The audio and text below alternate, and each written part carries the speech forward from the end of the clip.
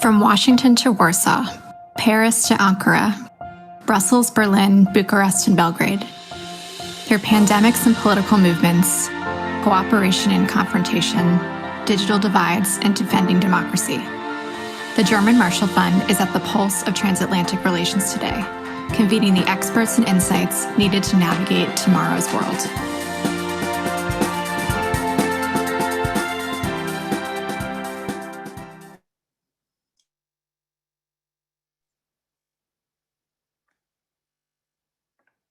Hello, a warm virtual welcome to all of you that have logged on. My name is Sudha David-Wilp, and I'm with the Berlin office of the German Marshall Fund of the United States. Thank you for joining us today on the 6th Transatlantic Tuesday of 2021. Today, we're going to discuss the Green Party and its vision of transatlantic relations and its plans for future foreign policy for Germany if it enters the government after the election in September of this year. We're really pleased to have a great speaker with us today. Before I introduce Cem, I just wanted to go over a few of the ground rules for Transatlantic Tuesday.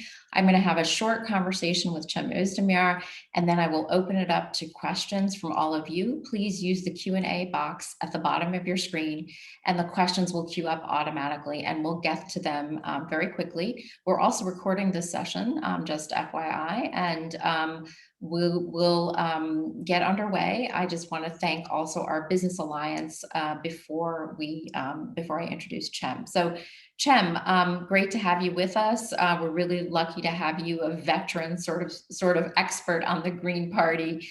You co-led the party for over a decade in Germany from 2008 to 2018, and you're an expert on green politics, not just within Germany, but also within Europe, having served as well in the European Parliament. Today, you're still a member of the German Bundestag, and you chair the Committee on Transport and Digital Infrastructure. And you are also, I believe, the deputy member of the Committee on Foreign Affairs. Cem, thanks so much for being with us today. Pleasure, dear Sudha and dear friends. It's great to be with you. I guess we'll just start off with the title of today's event. We came up or conjured up the phrase Green Atlanticism.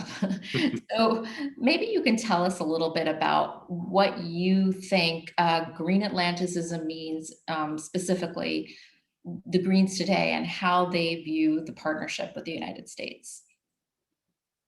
Well, first of all, if we manage successfully to take over power or share power after the next general elections in Germany in September, foreign policy, as Joschka Fischer once pointed it out, will be German foreign policy, not green foreign policy. And the policy of the government obviously will be German or European policy and not only green policy. But having said that, I think Green Atlanticism, which, by the way, is a great phrase, in my opinion, expresses the areas where we have so many similarities with the current US administration, whether it's the way we look to Nord Stream 2. Obviously, the Green Party is the only party in Germany which is very, very clear there that we believe this is not only unnecessary, it's also very dangerous because it strengthens the role of Vladimir Putin, and it weakens the role of Ukraine, which is the opposite of what we should do currently.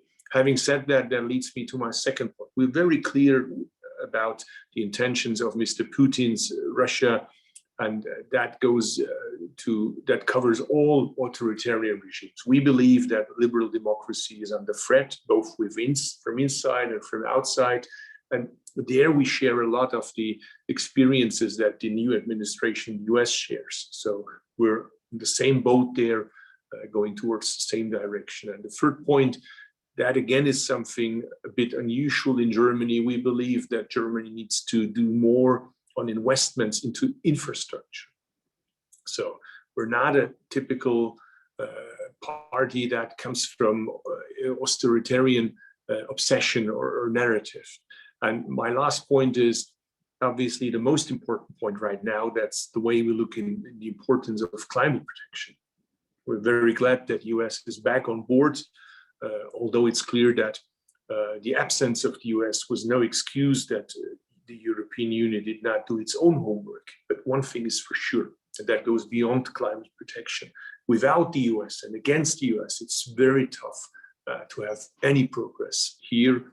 So therefore, I'm very glad. And you mentioned my committee, which I'm chairing.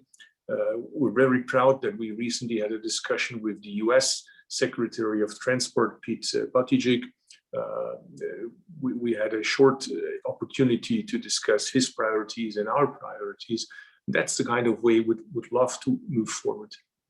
Yeah, the way you describe it, Cem, perhaps your preferred coalition partner, if the Greens enter the government, would be the Biden administration. There seems to be well, that's probably not going to happen, but whoever governs this country, and I have a clear impression about who should govern the country, needs to work very close with the US administration. I would even go one step further, Sudha, if you allow me. The success of the Biden-Harris administration is almost as important as it is for US citizens. For meaning success also outside of the US borders, right? Obviously, because having the nightmare impression that the former administration would come back or would have a majority in one of the two chambers or even both of the two chambers in the midterm elections is really a nightmare, because we lost important years, which will be hard to cover. So therefore, we need a strong partner on both sides of the Atlantic Ocean. We try to be that partner. Ask me after the elections whether we managed to be that partner. But I believe we have now a partner in Washington who is very clear with their intentions, what we heard so far, what we read from the US administration. That's really encouraging. Yeah, I mean, you described the different areas of convergence between sort of the Green Party platform and the Biden administration when it comes to Nord Stream 2 or just sort of tempering revisionist powers like China and Russia. But are there any areas where you see friction ahead or where the Green Party maybe sees things differently? Well, I mean, we don't believe in nuclear power. We believe that we should phase out of nuclear power, and we're almost at the end of that process and of our carbon footprint at the same time. But, you know, this is a US decision and a decision of other countries as well, obviously. But what matters is that we agree on the way that how we see the world. We believe in liberal democracy. We believe in cooperation of liberal democracies. We believe that we have to defend our values, that they're threatened by countries like Russia, China, and Mr. Erdogan, who is a member of the NATO, but just look at what happened when we wanted to give a strong response to what happened in Belarus and how he blocked that. So authoritarian leaders love to protect each other.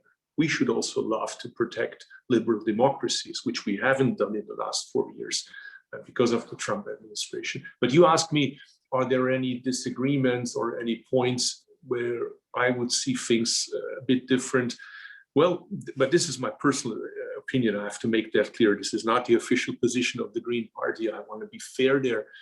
I have my question marks whether the signal to pull out of Afghanistan is the right message at this point. I mean, having been there once, having talked to people who relied on the US, who relied on the West, and believed us that we're on their side regarding women's rights, regarding the right of children to enter schools, and who believe in our values, who shared them.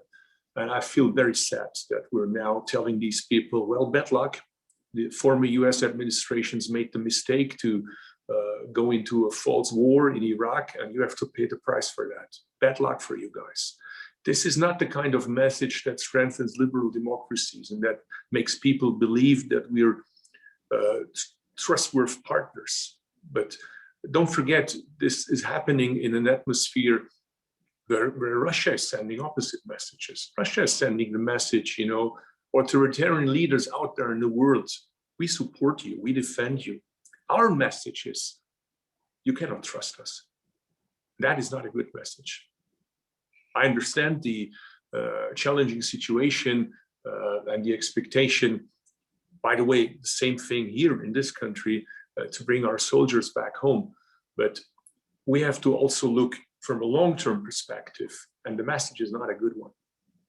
Speaking about sort of out of area conflicts and thinking about members of your military, I guess maybe I was sort of also thinking about the 2% spending when it comes to the NATO commitment. I was expecting that question.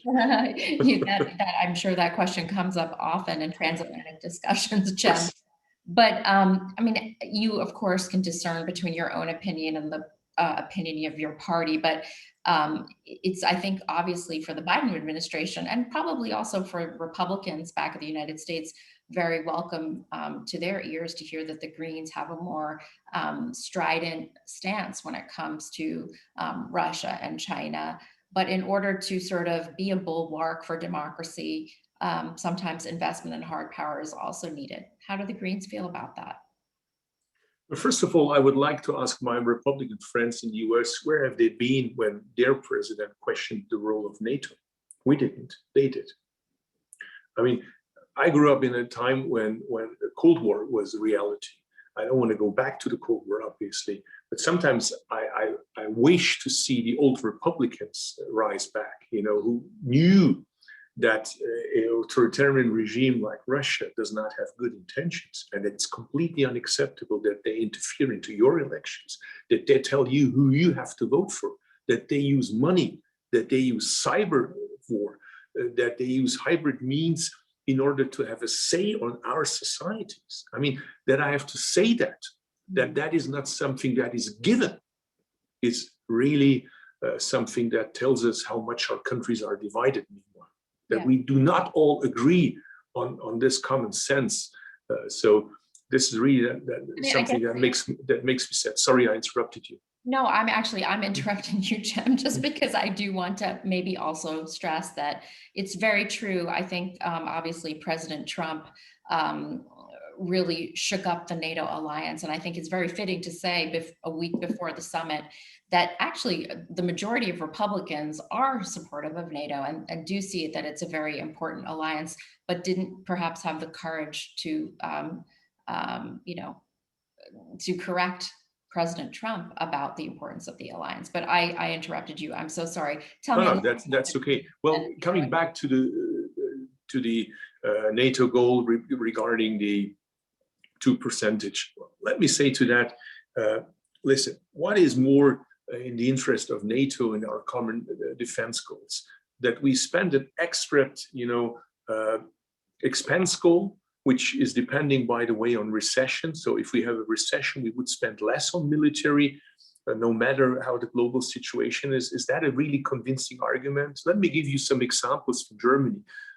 In the Defense Committee and in the Committee on Budget Spending, we had members who really focused on their local constituencies and made sure, that the projects that have a link to their constituencies were added into the defense budget. But that was completely independent from the needs that our army has. So if somebody asks a green government, green members of an administration, are you willing to give our soldiers what they need when we send them somewhere in the world? The answer would always be yes, obviously, because everything else would be irresponsible. I mean, if you have an army and if you send your soldiers to Mali, to Afghanistan, wherever, you have to make sure that they're proper equipped and that they have what they need. So I'm on board there. But I have my question marks. Maybe this has become because I come from a region in Germany where it matters to us that money is spent in an efficient way. And we hate that, if the state wastes taxpayers' money. We really hate that. And we have our question marks and doubts against national governments who think that the more you spend, the better you are. This is not the way we think. Our business people think that efficient use of money counts and matters. This is not how the defense policy of this country was made in the last year. Let me just give you an example of a name which would ring to a lot of our friends in transatlantic relations. Mr. Gutenberg, who used to be the defense minister of Germany and was celebrated for some years as the big hero. He was maybe the most successful minister of defense if your intention was to demobilize the German Bundeswehr. I mean, if I would believe in conspiracy theories, I would say, maybe the pacifist movement, put him into defense ministry in order to demobilize our army. He was more successful than the entire peace movement and the pacifist movement of Germany to really crash our Bundeswehr. Is that what we want? Well, then I'm the wrong guy. But if you ask for a defense policy which is based on efficiency, which is based on excellent equipment, which is based on cooperation, which is based on understanding between both sides of the Transatlantic Ocean, we're on board. So this is the choice. Cem, next time you have to add the flag of Baden-Württemberg in the background as well, to recognize your background. But going back to that, so the Greens are willing to spend money, and especially because there are all these big ambitions when it comes to foreign policy. But I mean, how would the money be spent? You talked a little bit about equipment, et cetera. But nuclear power or having even nuclear weapons in Europe is something that's also been anathema to the Greens. How can we have strategic ambition on the part of the Greens without sort of the means when it comes to deterrence, for example? Well, again, this is my personal opinion, not the official position of my party and of the party program, which we will vote about the coming weekend, where we have our party convention. I perfectly understand that, and I share that I would love to live in a world without any nuclear weapons. That's for sure. Who wouldn't? But I have my question marks looking at Russia's intention, what Russia has done to the Ukraine, regarding Crimea Peninsula or Eastern Ukraine, which is obviously all led by the Kremlin. And in such a context, I don't know whether it's a wise idea to unilaterally get rid of nuclear arms in Germany. So this is a question mark I have, but I'm willing to discuss that with my friends. And I believe that if we enter government, we will find a good solution for that. So I would love to see an initiative, of a joint agreement between Russia and the US and NATO together. This is something we should negotiate, but I have my question marks whether it's the right message at this time currently regarding our Eastern neighbors who look on us because of our history. Germany comes always along with a very, very different history. So everything we do has to be discussed with our Eastern neighbors here, because they have serious question marks, and look at the history, they have good reason for that. So maybe we should switch gears and talk a little bit about domestic politics. I'm sure there are going to be questions from people listening in on the foreign policy. The Greens are obviously known for climate policy, but this has become, of course, mainstream in Germany over the years.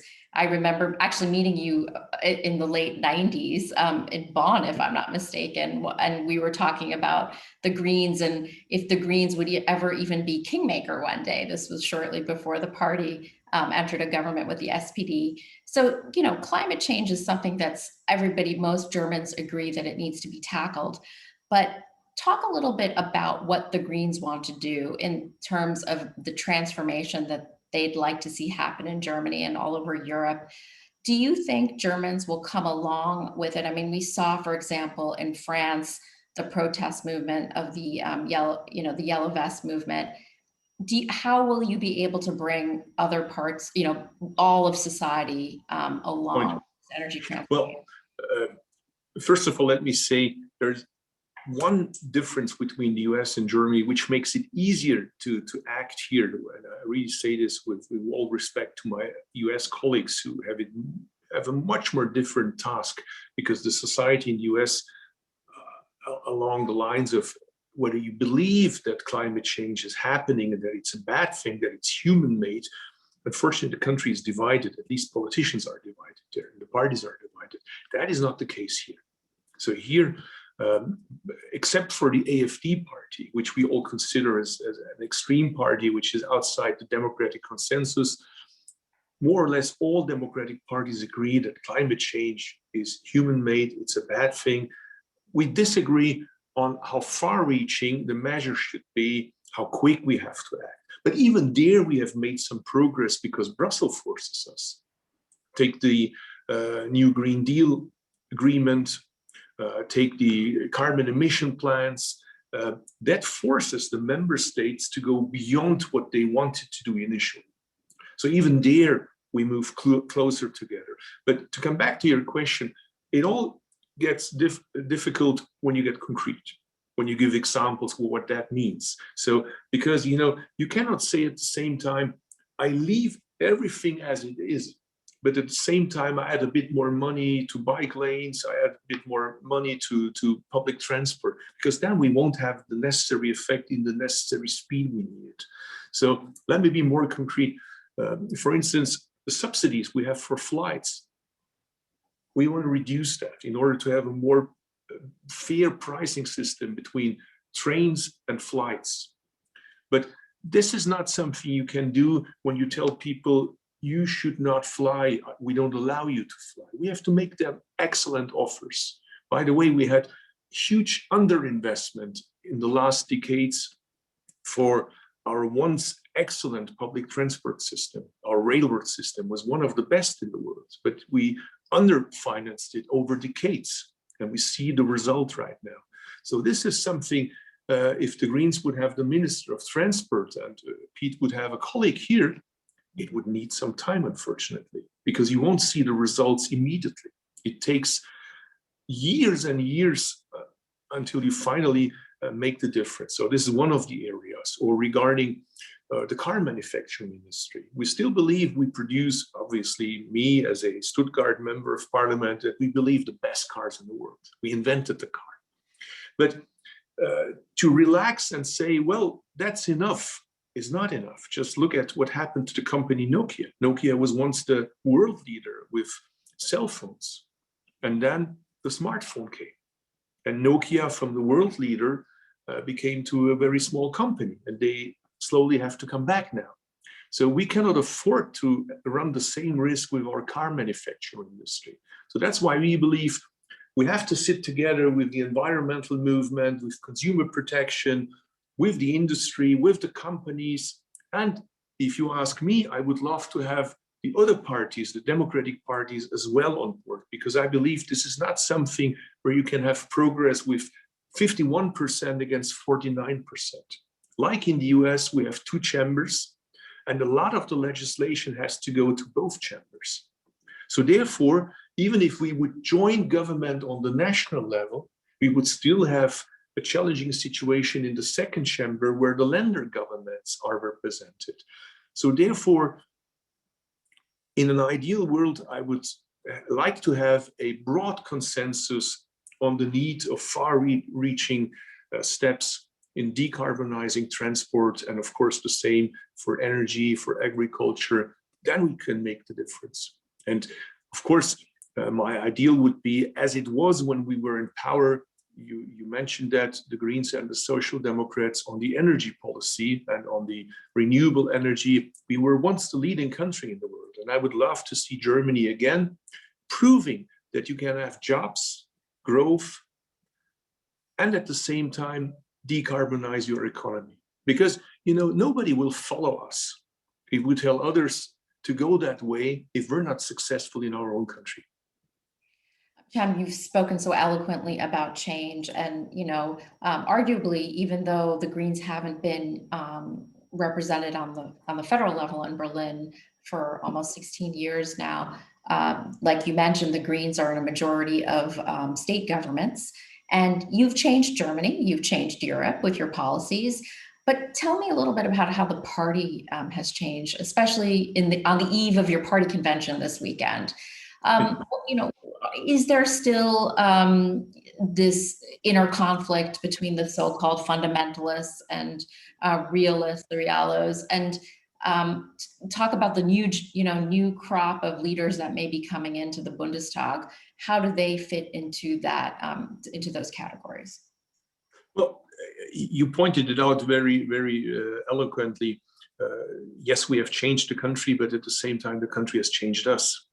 We believe in a parliamentarian system, and we believe it's the best system in order to solve your problems. We believe in the free market economy, but based on the social welfare state and adding to that environmental protection. So we need a framework that gives the waste of energy a price, that gives carbon emissions a price, and then our system develops into the right direction. So to make a long story short, you mentioned the yellow vests.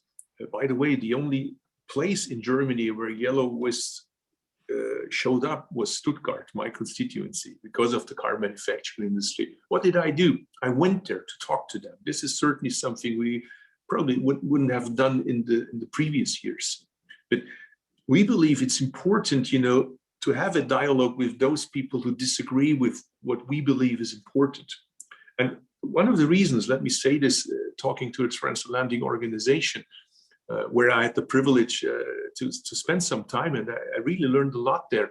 That is, we want to avoid the kind of things that happened in your country, that happened in the US, with the divisions, with the frictions. Therefore, it's important, all those people that do not need to be at the extremes, we should invite them, talk to them, listen to their concerns, and by the way, show respect to what they have achieved in their life. So this is the kind of challenging situation. And since you mentioned the party convention, well, let me be honest with you. I would have loved to see less than 3,000 amendments to change the party program. I don't want to be in the shoes of our new leadership. Can you imagine what that means, that you have to negotiate 3,000 amendments? And this is about a very good prepared program. I don't believe that's really necessary. And it's certainly not a proof that every member of my party has understood the seriousity of the situation. That if you want to say, we want to be one of the strongest parties of this country, you really need to walk behind your leadership. That's at least what I try to do as a former leader of this party, and support them, because I believe people are listening to what we're saying in a different way than they used to do in previous years. In previous years, when you discussed with us, you knew, well, that's interesting, but it's one opinion under many other opinions. This time it's different. People look at what we're saying because they imagine that might be reality tomorrow. So this is really important for my party friends to always have that in mind when we say something. Indeed. I mean, the Greens today are arguably a Volkspartei, a catch-all party in the German political landscape. But I just want to, I want to go back to what you said. So, I mean, is the leadership in sync with the base of the party? Do you anticipate challenges ahead, especially because, after Robert Habeck's trip to the Ukraine and him coming back and talking about delivering lethal weapons to Ukraine, and also Annalena Baerbock's strong positions on China and Russia. Do you see trouble ahead between the base of the party and the leadership? Well, it depends on what you mean by base. Base to me is our members. Base to me is our voters. Base to me is our society. And if you look into that, I don't see any problem. I see a lot of support. If base is what some people think, how can I describe that? The bureaucrats in the party. Well, we have some way to go. So it depends on what you define with base. I mean, just take me.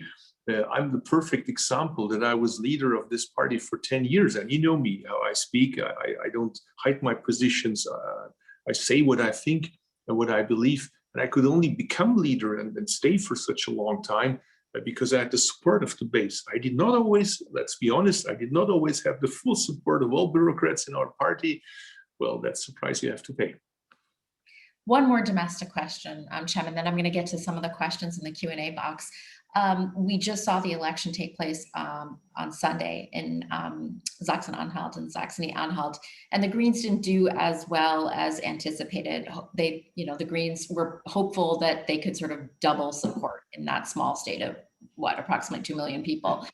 It may not be, the best indicator, but I mean, how are the Greens faring in the former East? Is the Green Party sort of kind of stuck in a situation of being a party of West Germany?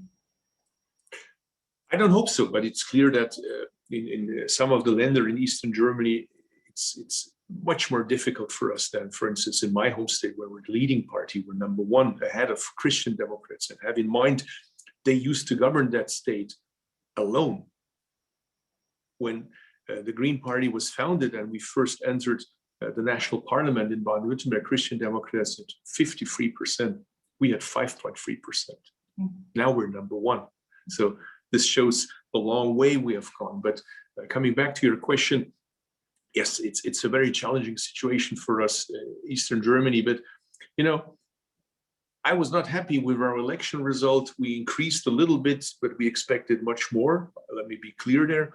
But as a citizen of this country, I was very happy. Because remember the opinion polls. Some were saying that it will be a very close race between Christian Democrats and the right-wing extremist AfD party. Others even said that the AfD might be number one. And it was very clear, with a large margin, Christian Democrats were number one, and then the AfD came with a difference. So that's good news for our country, and I congratulated the winner, as it should happen under good Democrats, and said that's good news for Germany, that Christian Democrats there are number one. They have to build now a coalition government. We will see how it ends up.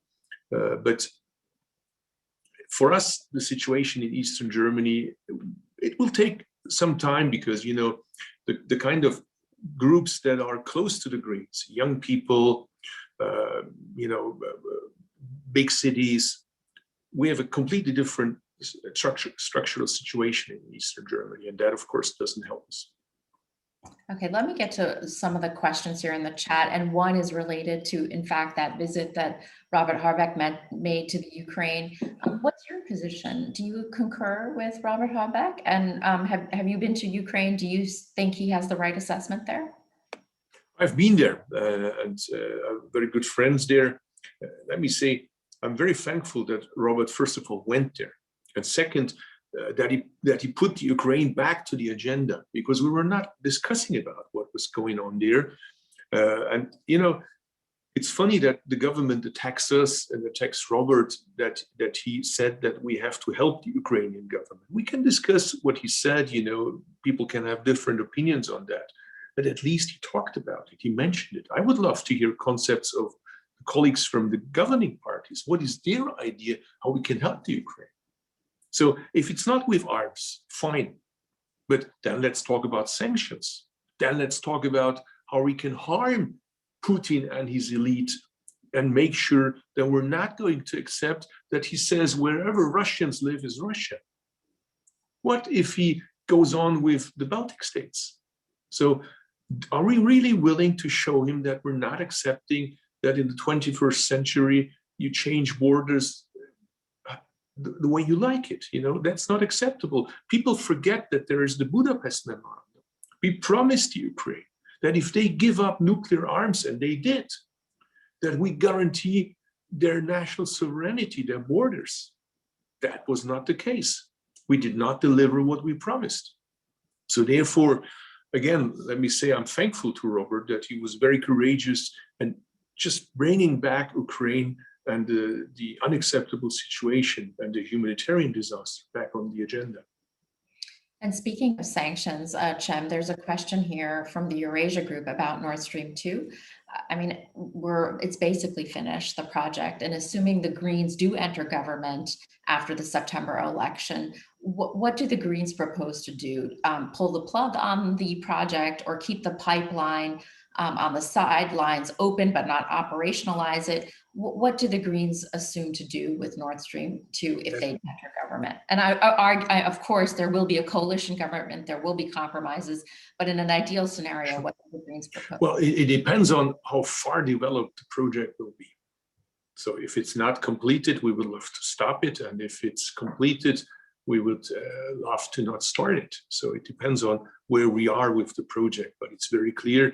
Our opinion hasn't changed. We believe this project is not necessary and it's dangerous. And I don't understand our government, after all we know from Belarus. And, you know, we were talking about the US and the interference of Russia and the US in the elections. But same things we know from our intelligence, they have the same intentions here.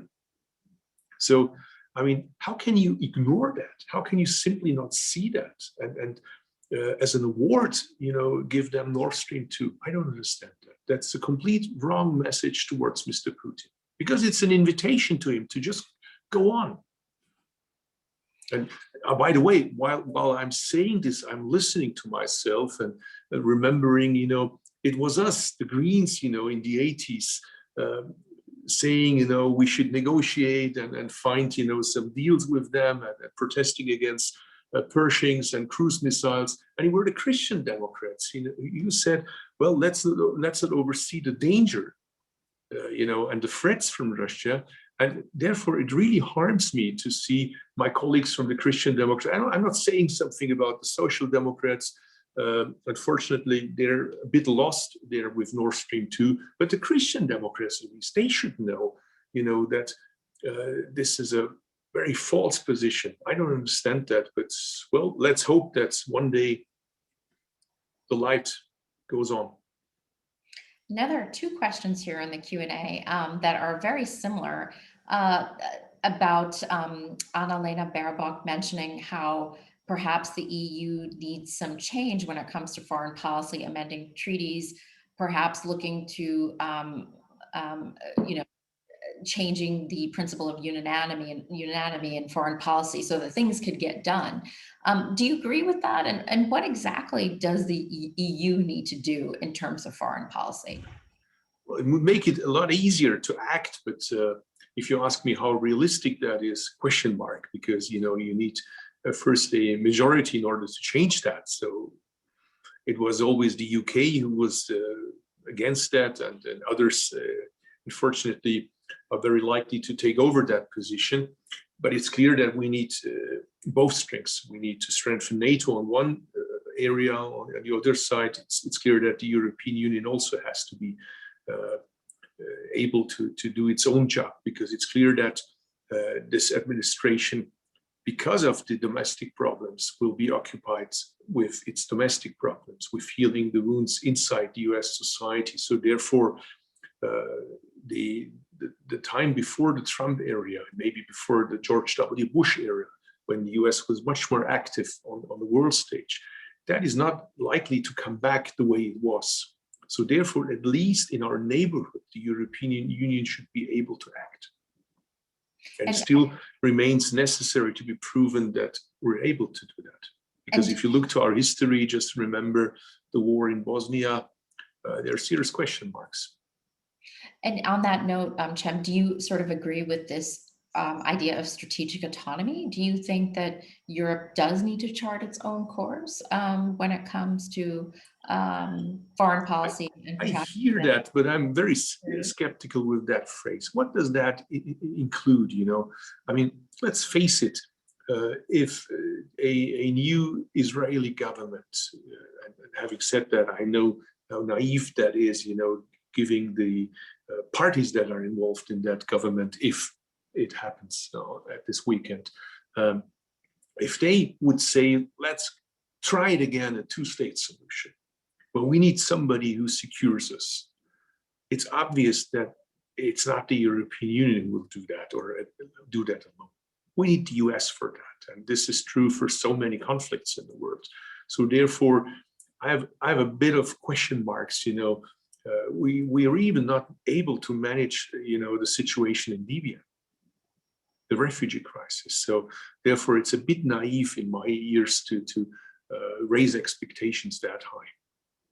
And Germany, I mean, considering if you talk about sort of a role delegation of roles, because the EU acting as one bloc is still perhaps not going to happen anytime soon. Where should Germany take the lead when it comes to foreign policy with this new government? If the Greens are in part, well, like most people are saying that the Greens will probably be part of the new government. So where should Germany take the lead? Well, first of all, work as close together as possible with our neighbors. That's very crucial. We're stronger if the French and the German government acts together in our neighborhoods in Africa. We try to do that in Mali and elsewhere. The Eastern Mediterranean is such an was such an example for that, where we unfortunately did not manage to have a joint Turkey strategy. We had the pro, more or less, Erdogan camp. We had the tough anti-Erdogan camp, and Germany somewhere in the middle. That, to me, would be a perfect example where European Union has to act, where we cannot, always look to Washington and say, please solve that, fix that problem with Erdogan for us. It's us, and there's a lot of role we can play, because the Turkish economy deeply depends on the European Union. So we have some influence there. The question is, do we want to use that influence? Are we able to do hard talk with Mr. Erdogan, and of course with other authoritarian regimes? Question mark. And let me add on a personal note, I would have loved to represent this country, for instance, as a member of the administration in the last negotiations, which unfortunately failed, as you know, not because of us and the Greens, and represented, by the way, for instance, in Turkey.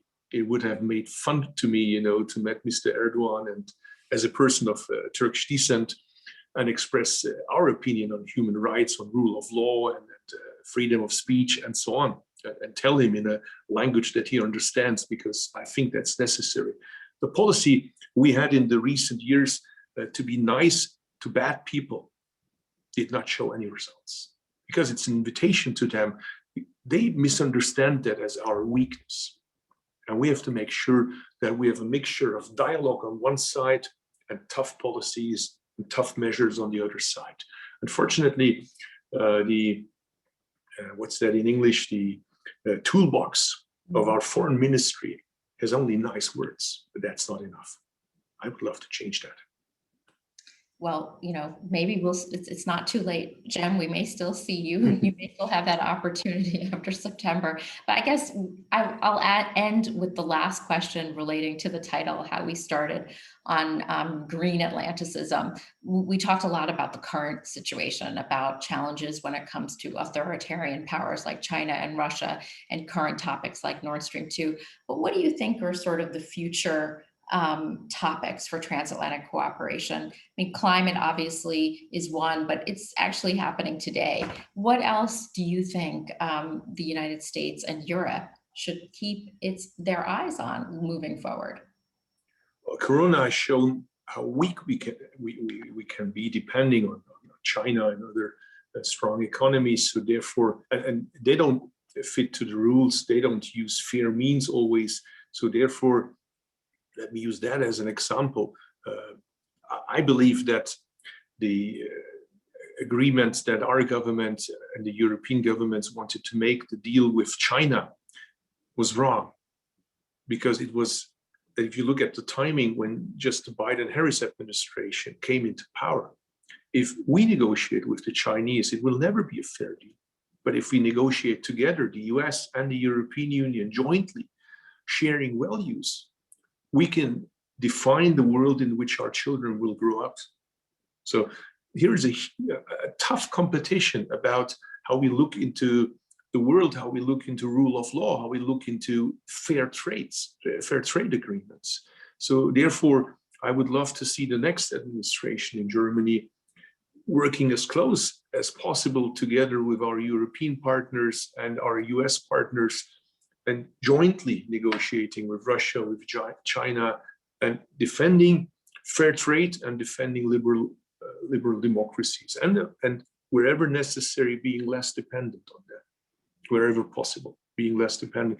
Having said that, let me add that requires, of course, that we have on both sides of the transatlantic ocean people that believe in liberal democracies. We have a French presidential election one day.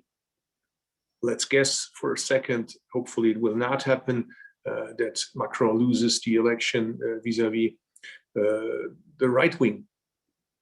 Let's guess in the US that somebody like Trump comes back, which is a nightmare. So then nothing of this will happen.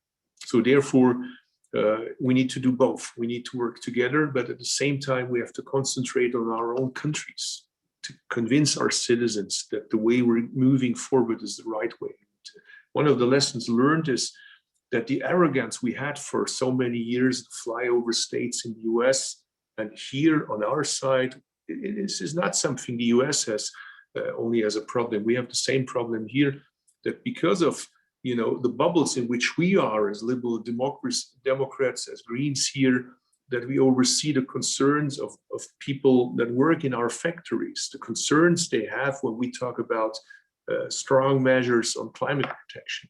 And this is maybe something where the US and Germany can learn from each other. How do we include those people who are concerned and in danger to follow the wrong guys? That is something I would love to learn more. And maybe we also have a lesson to teach others.